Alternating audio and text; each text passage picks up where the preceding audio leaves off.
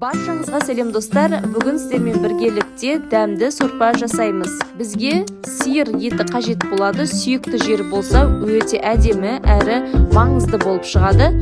Ет қайнағаннан кейін көбігін аламыз 3-4 рет. Бір дана пиязды турап сорпаның ішіне саламыз. Дәміне қарай тұз саласыздар және лавровый лист саламыз. Универсальный приправаны саламыз. 2 сағаттай бетін жартылай жауып жай отта қайнатамыз. Сәбіздің қабығын ашып, жуып тазалап, турап аламыз.